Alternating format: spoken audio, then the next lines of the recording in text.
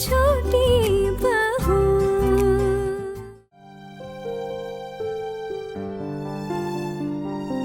माँ, मैं भी आई।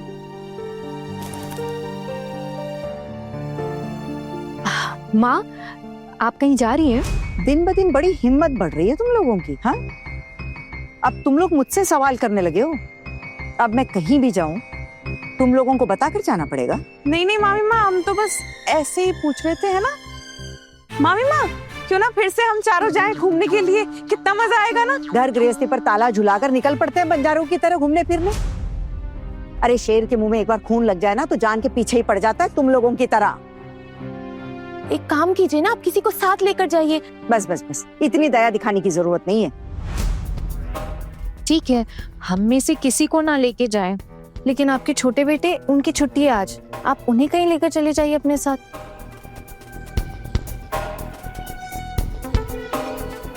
हाँ, कहीं जा रहे हो?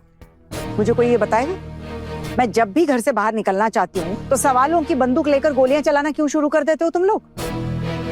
तुम लोग भी इस घर से आते जाते रहते हो ना? क्या मैंने आज तक कभी किसी को निकलते हुए टोका है? नहीं माँ, टोका नहीं है, लेकिन हम जब भी घर से कहीं जाते तो आपको बता के ही जाते हैं, इसीलिए पूछ रहे थे। अरे तो मैं कौन सा छुप छुपा कर जा रही हूँ? तुम ही लोगों के सामने तो जा रही हूँ। यही बगल में मंदिर जाना है दर्शन के लिए। तो आप मंदिर जा रही हैं? राधा माधव के मंदिर में आज पूजा है ना? आपके बड़े बेटे ने बताया था कि मंदिर में आज बहुत ही धूमधाम से पूजा और भजन कीर्तन भी हो रहा है। अरे वाह, भजन का नाम सुनते ही तो मेरे कान भी बजने लग गए ऐसे। देखो कितना अच्छा लगेगा ना अगर हम भी जाएं भजन सुनने। नहीं नहीं, मैं तो बस ऐसे ही बोल गई कुछ। वैसे बड़ी माँ, आप कब तक वहाँ रुकने वाली है? वो आपने सुबह से भी कुछ नहीं खाया है ना, सीधा वहाँ जाके प्रसाद खाएंगे क्या? बाबा रे बाबा, कितना प्यार, कितनी फिक्र। अरे मुझे तो समझ ही नहीं आएगा कि किस तिजोरी में संभाल कर रखूं मैं इसे। अरे इतना लाड प्यार मत दिखाओ कि इस उम्र में बदहजमी हो जाए मुझे। नहीं माँ, वो आप बाहर का कुछ भी नहीं खाती है ना, मैं चावल चढ़ा देती हूँ, आप थोड़ा सा भात खाकर चाहिए। बस कर छोटी बहू, अपने काम से काम रख। माँ, मैं आपको मंदिर छोड़ूं? तेरी मदद मांगी मैंने? नहीं ना। और तूने प्रमोशन की परीक्षा के लिए छुट्टी ली है तो अपनी पढ़ाई पूरी कर। बगल में ही है मंदिर, अकेली नहीं जा सकती क्या? देखा छोटी भाभी, भाभी मंदिर जा रही है और हमें बताया भी नहीं। नहीं बताना चाहते तो ना बताए ठाकुर जी, आगे से हमें भी कहीं जाना होगा ना, हम दीदी को कुछ नहीं बताकर जाएंगे। बिल्कुल सही कह रही है छोटी भाभी। चलिए हम भी मंदिर जाते हैं और भजन कीर्तन सुन कर आते हैं, लेकिन ये बात भाभी को बताने की जरूरत नहीं है हमें। चलिए। अब तुम दोनों को भी कुछ कहना है क्या? भाभी आप अकेले मंदिर जा रही हो और हमें पूछा भी नहीं? ओह ठीक है, तो लो हाथ जोड़ के बताती हूँ कि मैं राधा माधव के मंदिर दर्शन करने जा रही हूँ, ठीक है? दीदी आप ऐसे ताना क्यों मार रही हो? मैंने तो कुछ भी नहीं कहा आपसे। मैं ताने मार रही हूँ? हाँ, और तू वैसे भी कहाँ कुछ कहती है छोटी, लेकिन ये जो तेरी गोल मोटोल आंखें हैं ना, ये बहुत कुछ कह देती है। और तुझे क्या लगता है तुम लोगों की ये जो गुटबाजी है, क्या मुझे दिखाई नहीं दे रहा? सब समझ में आता है मुझे। मैं मंदिर जा रही हूँ, कुछ कहना है तो बता दो। नहीं भाभी, आपकी अपनी मर्जी है, आपका मन करे वहां जाइए। ठीक है, मैं चलती हूँ और आने में थोड़ा समय लग जाएगा, ठीक है? तो झुंड बनाकर मुझे ढूंढने मत पहुंच जाना, ठीक है? चलती हूँ। माँ ध्यान रखना। भाभी ये ऐसा क्यों बोल रही थी कि झुंड बना के मुझे ढूंढने मत आना? क्या पता ठाकुर जी, मुझे भी समझ नहीं आया ये। अरे हम तो मंदिर जा रहे हैं, उन्हें ढूंढने थोड़ी ना जा रहे, हम तो भजन कीर्तन के लिए जा रहे हैं। चल जल्दी से तैयार होते हैं। हाँ हाँ ठाकुर जी, और वहीं जाकर प्रसाद खाएंगे, घर से खाकर जाने की कोई जरूरत नहीं है ना। हाँ। ये ऑटो वाला, मेरे को जरा वो हरिनाथ कॉलेज तक छोड़ाओ। चलो चलो। देखिए माताजी, हरिनाथ कॉलेज बहुत दूर है, चल तो सकता हूँ लेकिन आपको बुक करना पड़ेगा। अब क्या है ना माताजी, वहाँ से रिटर्न में कोई पैसेंजर नहीं मिलते हैं ना। कितने रुपए लोगे? 150 रुपए दे दीजिएगा माताजी आप। 150 रुपए?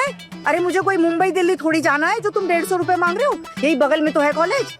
तुम्हें पता भी है 150 रुपए में एक भरा पूरा परिवार कितने दिनों तक खाना पीना कर सकता है, पता है? अच्छा एक काम करो, तुम रास्ते में ना कोई पैसेंजर उठा लेना, ठीक है? जहाँ तक चले वहां तक छोड़ देना, नहीं मिला तो 10-12 रुपए दे दूंगी। अरे माता जी 10-12 रुपए में ऑटो को तेल तो छोड़िए पंचर भी नहीं बनता है। देखिए इतने कम पैसे में मैं नहीं जा सकता। अरे कैसे इंसान हो तुम, हाँ? माँ जी बोलकर ऐसा बर्ताव।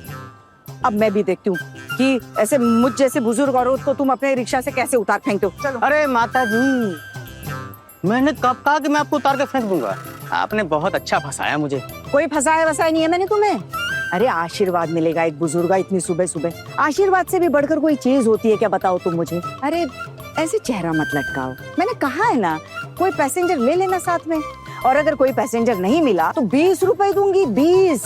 हाँ हाँ माता जी आज मैं समझ गया, आज के दिन जो है ना आशीर्वाद के भरोसे ही बीतने वाला है। अरे आशीर्वाद चलिए। से बढ़कर कुछ नहीं, चल चलिए, बैठ, आजा जल्दी छोड़।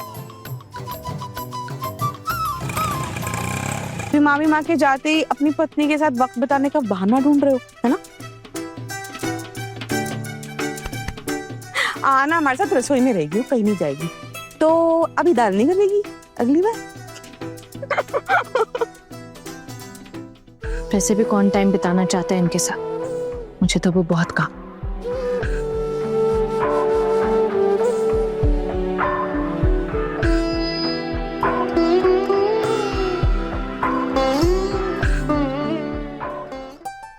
अच्छा ऐसी बात है क्या? अच्छा ठीक है, अब छोड़, ये नाटक बंद कर, समझी? छोड़िए ना दीदी। अरे भाई क्यों छोड़िए, सासू माँ नहीं है घर पे, इतना अच्छा मौका है, लॉटरी लग गई आना तेरी तो। अरे भाई मौका मिल गया अपने पति के टाइम पर हक जमाने का, जमाले जमाले। हाँ दीदी, लॉटरी तो केवल इसी चीज की लगती है ना, जैसे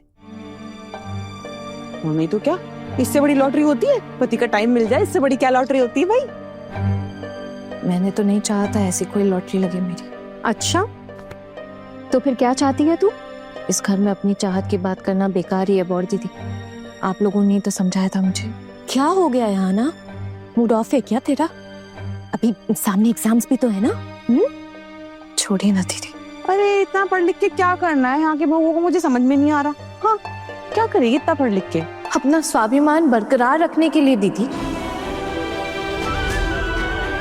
आप लोग इतने ज्यादा पढ़े लिखे नहीं है ना, इसलिए आप लोगों से कोई भी इज्जत से बात नहीं करता।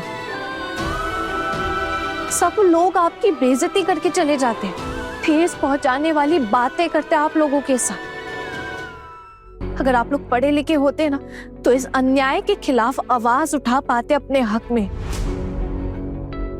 अपने पैरों पे खड़े होते, नौकरी कर रहे होते।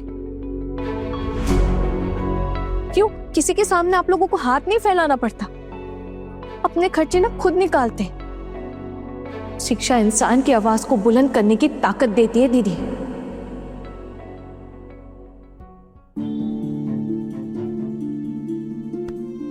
आना परीक्षा नहीं दे पा रही ना तू, सच में बहुत दुख की बात है, समझ सकती हूँ मैं, लेकिन अब हम कर भी क्या सकते हैं? हाँ दीदी, वो सब तो किस्मत का लिखा हुआ है।